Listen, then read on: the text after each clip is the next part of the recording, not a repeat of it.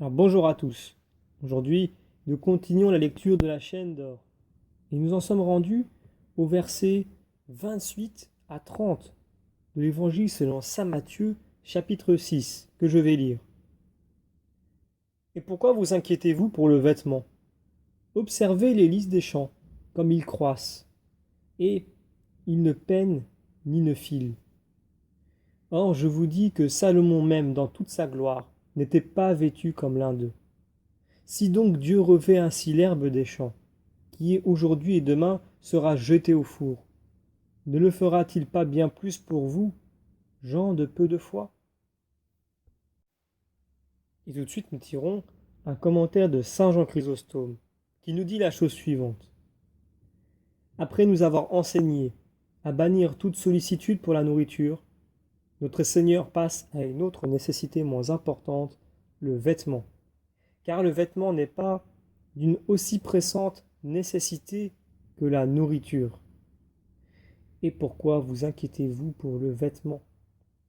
Il ne se sert plus ici de la comparaison tirée des oiseaux, bien que quelques-uns, comme le paon et le cygne, eussent pu lui servir d'exemple, mais il choisit les lys en disant « Considérez les lys des champs ».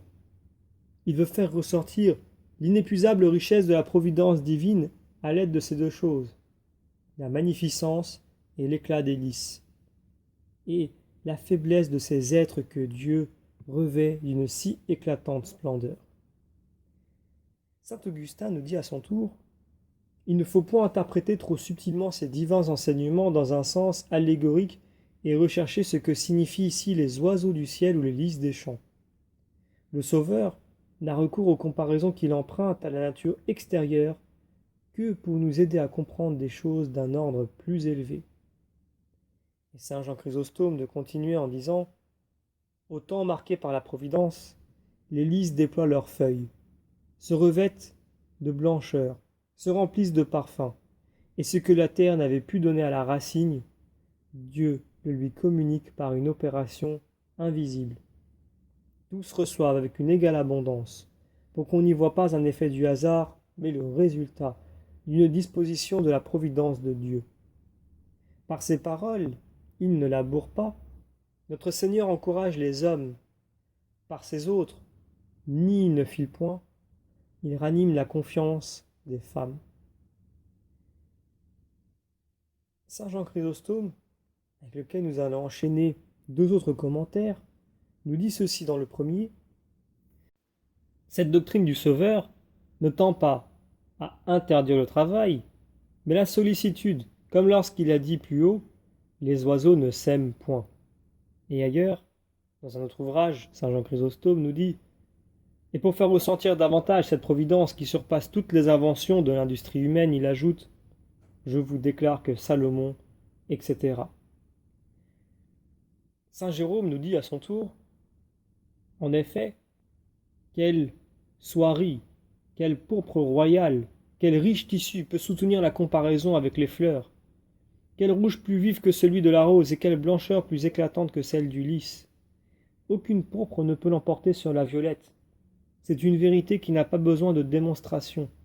Il suffit d'avoir des yeux pour s'en convaincre. » Et nous revenons sur un commentaire de saint Jean Chrysostome avec lequel nous allons enchaîner deux commentaires successifs. Le premier où il nous dit « Il y a entre la richesse des vêtements et celle des fleurs la différence qui sépare le mensonge de la réalité.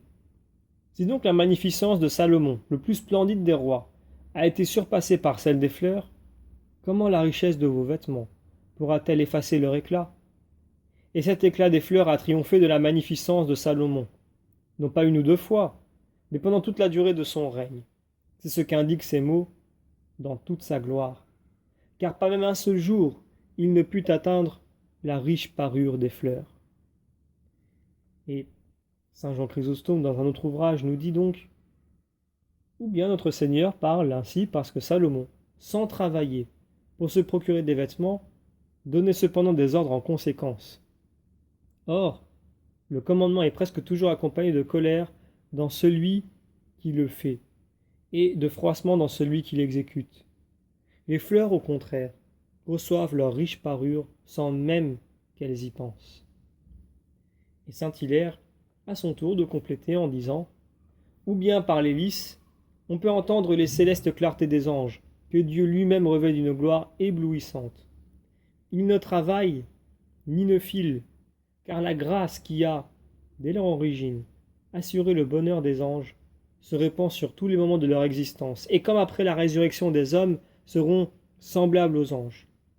Notre Seigneur, en faisant briller à nos yeux l'éclat des vertus célestes, a voulu nous faire espérer ce vêtement de gloire éternelle. » Toujours avec saint Jean Chrysostome, nous allons voir encore un autre commentaire, et il y en aura d'autres. Le premier où il nous dit ceci. Si Dieu revêt avec tant de magnificence les fleurs qui ne naissent que pour satisfaire un instant les yeux et périr presque aussitôt après, pourra-t-il oublier les hommes qu'il a créés, non pour apparaître un instant, mais pour exister éternellement? C'est cette vérité dont il veut nous convaincre en ajoutant « Si donc Dieu prend soin de vêtir ainsi l'herbe des champs, qui est aujourd'hui et qui demain sera jetée au four, combien prendra-t-il plus soin de vous, hommes de peu de foi ?» Saint Jérôme précise sur ce mot « demain » en disant que dans l'Écriture, il signifie le temps qui suit. Il donne comme exemple « Ma justice m'exaucera demain » en Genèse chapitre 30. Et maintenant, nous tirons un commentaire très court de la glose, où il est écrit que d'autres exemplaires portent dans le feu ou dans un de ces tas d'herbes enflammées qui ressemblent à un four. Saint Jean Chrysostome, sur lequel nous revenons, nous dit également la chose suivante. Le Sauveur ne leur donne déjà plus long de lys, c'est l'herbe des champs, pour montrer leur chétive nature. Il la fait encore ressentir davantage en ajoutant, non pas qui ne seront plus demain, mais, ce qui exprime bien plus pour leur peu de valeur, qui seront jetés au four. Ces paroles, à combien plus forte raison, nous donnent à entendre ce qui fait l'honneur du genre humain, comme si le Sauveur disait « Vous, à qui Dieu a donné une âme, dont il a formé le corps, à qui il a envoyé ses prophètes et livré son Fils unique. » Il dit « de peu de foi », car la foi qui ne s'étend pas même à des choses aussi minimes est une foi bien faible. Et saint Hilaire de compléter en disant qu'ou bien, sur cette figure de l'herbe des champs, on peut y voir les gentilles. Si donc l'existence éternelle ne leur est accordée que pour devenir les victimes du feu du jugement, que les saints sont coupables de douter de l'éternité glorieuse, alors que Dieu donne aux méchants, pour leur punition, une existence éternelle. Nous terminons avec un commentaire de saint Rémy qui vient de donner un sens spirituel à ces textes, où il nous dit qu'on peut entendre ici, par les oiseaux du ciel, des saints qui sont régénérés dans les eaux sacrées du baptême, et que la piété porte à mépriser les choses de la terre et à soupirer après celles du ciel. Notre Seigneur dit que les apôtres sont plus que les oiseaux du ciel, parce qu'ils sont les chefs de tous les saints. Les lys figurent encore les saints qui, par la foi seule et sans le travail des cérémonies légales, ont su plaire à Dieu, et on peut leur appliquer ces paroles « Mon bien-aimé qui se nourrit parmi les lys ».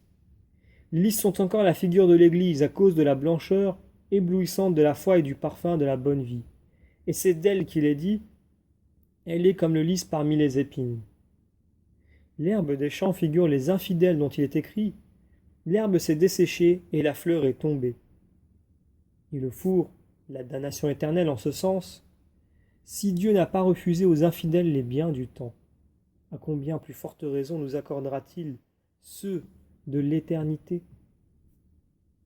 Donc nous terminons ici la lecture des commentaires compilés par saint Thomas d'Aquin sur les versets 28 à 30 de l'Évangile selon saint Matthieu, chapitre 6.